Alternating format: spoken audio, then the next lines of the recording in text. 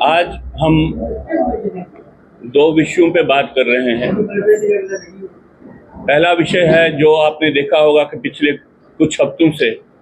नफसा को लेके जितना विस्थापित समाज को परेशानी हुई है, प्रताड़ित होना पड़ा है और एक अनादर का एक माहौल सरकार ने बनने दिया, इस पे हम बात करते हैं। हम प्रधानमंत्री जी से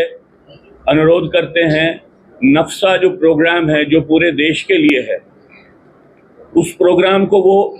जम्मू कश्मीर है जब विस्थापित समाज के लिए लगाया जा रहा है उसको रिव्यू करें, क्योंकि नफसा में जो सबसे गरीब लोगों के लिए जो प्रावधान है, जो उनको फायदा हो सकता है, उसको अगर उसी सूरत में विस्थापित समाज पे लगाया जाए तो एक बात हो जाती है, वो ये हो जाती है कि एक डिनाइल ऑफ जिनोसाइड, एक जिनोसाइड को नकारने की प्रक्रिया का निर्माण होता है। क्योंकि जनरली एक गरीब और एक उखड़े हुए जिनोसाइड सफर किए हुए एक जो समाज है, उसका जो गरीब है उनमें अंतर है। हम प्रधानमंत्री से अनुरोध करते हैं वो जो नफसा के प्रावधान है उसमें से डेफिनेटली जो जिनोसाइड विक्टिम्स हैं, जो विस्थापित समाज है, उसके लिए एक सेपरेट कैटेगरी क्रिएट करके इसका जिसको आप कहें इम्प्लीमेंटेशन करें जम्मू कश्मीर में। क्योंकि अगर ये नहीं होता है तो एक जो सब समाज को जोड़ने की एक प्रक्रिया वाला प्रोग्राम है वो जम्मू कश्मीर में खास तौर से हिंदू समाज के लिए एक डिनाइल ऑफ जिनोसाइड का एक प्रावधान बन जाएगा और कंसोलिडेशन का प्रावधान बन जाएगा। जब मैं ये बात कहता हूँ इसका मतलब ये है, एक तो जो उनके साथ हुआ है उसको नकारने की प्रक्रिया का निर्माण होता है और बाद में कुछ हुआ ही नहीं है, जैसे कोई विषय ही नहीं है, ऐसी एक परिस्थिति का निर्माण होता है। हम समझते हैं कि एक ऐसे समय पे जब भारत सरकार के सामने तथ्य हैं कि पाकिस्तान के डिफेंस मिनिस्टर से लेके वहां के आर्मी के ऑफिसर्स रेगुलरली कहते हैं कि वो एक बहुत बड़े पैमाने पे भारत में, पूरे देश में, सिर्फ बॉर्डर पे नहीं, सिविलियंस पे एक युद्ध करने की परिस्थिति में है और उन्हें धमकियां दे दी हैं। ऐसी परिस्थिति में जम्मू कश्मीर में एक ऐसे समाज के साथ जिसने जिनोसाइड सफर किया है और जिनोसाइड की घटनाएं जो भी चल रही हैं, उसके लिए भारत सरकार को सबसे ज्यादा संवेदनशील होना चाहिए। और हमारा ये मानना है कि इस वक्त हमने सरकार के डिफरेंट लेवल्स पे जो हमने एंगेजमेंट किया, उसके बाद हम एक बार प्रधानमंत्री के ध्यान में लाते हैं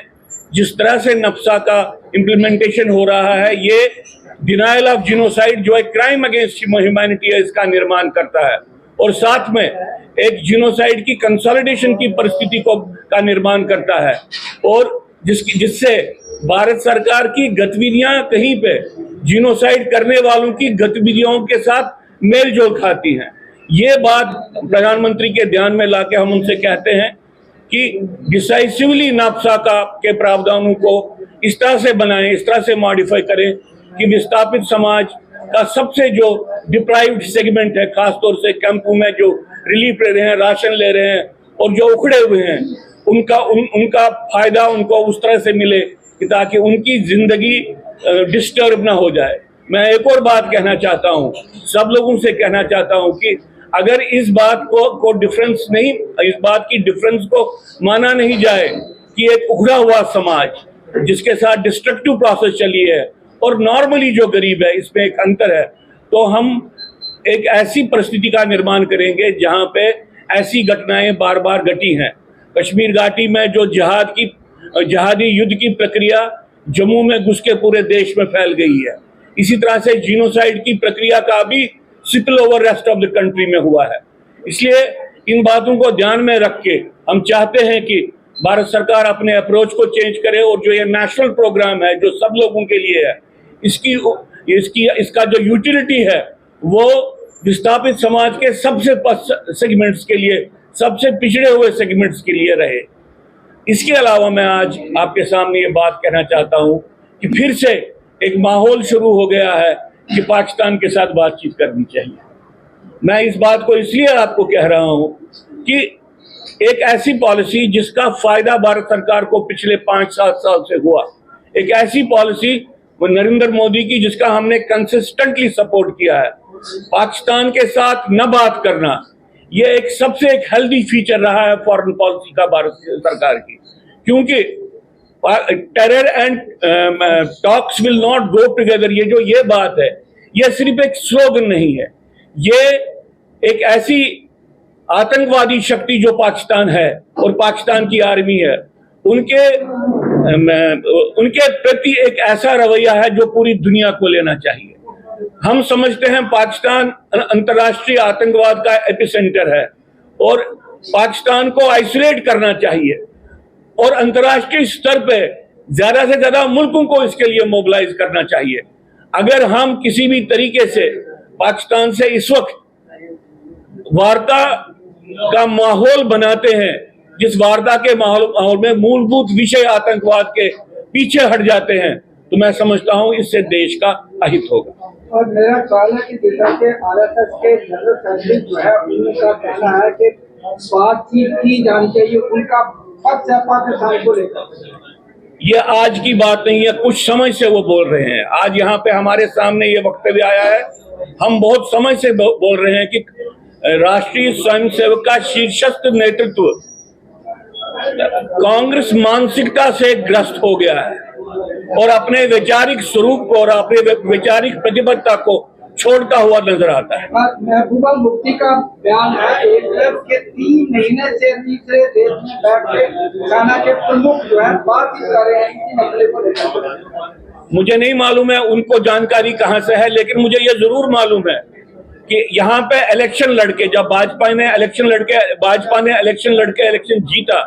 उसके बाद भाजपा के मैंडेट को महबूबा मुफ्ती के हवाले करने का काम तो इस आरएसएस के शीर्ष नेतृत्व ने किया। सर, आपने नक्शा पर बात की है, वो नक्शा में क्या खामियां दिख रही है आपको? और इससे पहले ही आज एक प्रेस मीटिंग आपने कमिश्नर साहब से या चीफ सेक्रेटरी साहब से इसके बारे में बात की है, जिनके इसका जो कमिश्नर ऑफिस के यहाँ से जवाब आ रहा है कि 600-700 लोग इसका लाभ ले रहे हैं, वो स्कीमें इम्प्लीमेंट हो रही है, इसमें क्या आपका क्या कहना है? देखिए, एक विस्थापित समाज, एक स्ट्रेस में जो समाज है, उसके बारे में सरकार ये कहे कि सिलेक्टिवली कुछ लोग उनके पास आ रहे हैं, कुछ लोग उन पे इम्प्लीमेंट हो रहा है। मेरा एक बेसिक विषय है कि नापसा में ओवर सेगमेंट्स ऑफ जो सोसाइटी है पूरे देश में, उसके लिए एक प्रावधान है। तो जो भी नेशनल स्कीम्स होंगी वो उस बिलो पॉवर्टी लाइन लोगों पे एक्सटेंड होंगी, लेकिन नक्शा में ये प्रावधान नहीं है कि भाई जो ये पुअर सेगमेंट हैं इनके और वो पुअर सेगमेंट जिनके साथ रिलीजियस क्लींजिंग हुई है, जिनके साथ जिनोसाइड हुआ है, इनमें एक अंतर है। जिनोसाइड विक्टिम्स के लिए जो एक संवेदनशीलता और जो एक तरीका होना चाहिए वो इसमें नहीं है। जब आप जिनोसाइड की प्रक्रिया को, जिनोसाइड की त्रासदी को इग्नोर करके एक प्रोग्राम बनाते हैं तो सरकार एक डिनायल ऑफ जिनोसाइड की पॉलिसी को चलाती है। इसलिए हमारा मानना है कि सरकार इस बात को ध्यान में रखे कि किसी भी प्रोग्राम को इम्प्लीमेंट करते हुए वो कम से कम इस बात का संज्ञान ले और इस बात को मान ले कि जिन लोगों की वो बात कर रहे हैं, जो रिलीफ ले रहे हैं, कैश रिलीफ ले रहे हैं या राशन ले रहे हैं, वो विस्थापित निष्कासित समाज में सबसे प्रभावित ग्रुप है और जिनकी डिस्ट्रक्शन का सिर्फ पहलू इकोनॉमिक नहीं है, टोटलिटी में कल्चरल, फिजिकल, उनके घर जल गए हैं, उनके घरों को खत्म कर दिया। जब वो अपने रिलीफ के दायरे में जब वो अपनी फैमिलीज को स्टेबलाइज कर रही हैं तो एक डिफरेंट एक मापदंड बनता है, वो अपने घर पे नहीं है। इस बात को मुझे लगता है कि नक्शा के बनाने वालों ने उसको ध्यान में नहीं लिया कि इस मुल्क में एक पॉपुलेशन सेगमेंट हिंदुओं का है जिसको अपनी जगह से उखाड़ के बाकी जगहों पे रिफ्यूजी की तरह रहना पड़ रहा है। तो हमारा निवेदन है, हमने बातें की है, रिलीफ कमिश्नर साहब के साथ बहुत उलेबाजी की है, कुछ लोगों को उन्होंने आश्वासन दिया इसका फर्क नहीं पड़ेगा, कुछ लोगों को बोला, हर दिन उनके बयान बदलते आ रहे हैं। हम तो कहते हैं कि ऐसी परिस्थिति में एक जो इंटरनेशनल इशू है इसके बारे में हम संज्ञान किससे ले? हम चाहते हैं कि प्रधानमंत्री इसका संज्ञान ले, क्योंकि एक नेशनल प्रोग्राम है जो अच्छा प्रोग्राम है, लेकिन जिसमें विस्थापित समाज की जो आइडेंटिटी है उसको रिकॉग्नाइज नहीं किया गया है। इसलिए मैं फिर से आपको कह रहा हूं कि नक्शा में पुअर सेगमेंट्स ऑफ सोसाइटी को तो रिकॉग्नाइज किया जा रहा है, लेकिन वो पुअर सेगमेंट जिन्होंने रिलीजियस क्लींजिंग सफर की है वो रिकॉग्नाइज नहीं किया जा रहा है। हम समझते हैं कि ये प्रावधान लाने की जरूरत है और कैंप में किसी व्यक्ति को स्पेसिफिकली इस कैटेगरी के तहत उसको जो भी नफ्सा का फायदा है वो मिलना चाहिए। अगर आप किसी और चीज के साथ इसको जोड़ेंगे तो उनको फायदा नहीं मिलेगा, एक डिनायल ऑफ जिनोसाइड का क्राइम कमिट होगा। अगर आपका सपना भी गवर्नमेंट जॉब पाने का है लेकिन बड़ी बड़ी फीस बन रही है परेशानी, तो मायूस होने की ज़रूरत नहीं है। मेहनत और सही गाइडेंस से ही हर सपना पूरा किया जा सकता है। जम्मू कश्मीर और लद्दाख का भरोसेमंद और जाना माना कोचिंग इंस्टीट्यूट कैरियर अड्डा पिछले 10 सालों से हजारों बच्चों को एसएससी, जेकेएसएसबी, बैंकिंग, डिफेंस और दूसरी गवर्नमेंट जॉब्स की शानदार तैयारी करवा रहा है। सबसे खास बात यह है कि यहाँ बच्चों को बेहतरीन गाइडेंस के साथ ऐसी तैयारी करवाई जाती है जिससे उनका सिलेक्शन आसान हो सके, वो भी बिना किसी ट्यूशन फीस के। यानी यहाँ आपको मिलेगी फ्री कोचिंग। कैरियर अड्डा में सिर्फ क्लासेस ही नहीं बल्कि हर एग्जाम को क्रैक करने के लिए शानदार मॉक टेस्ट सीरीज भी उपलब्ध करवाई जा रही हैं, जो बच्चों की तैयारी को और मजबूत बनाती हैं।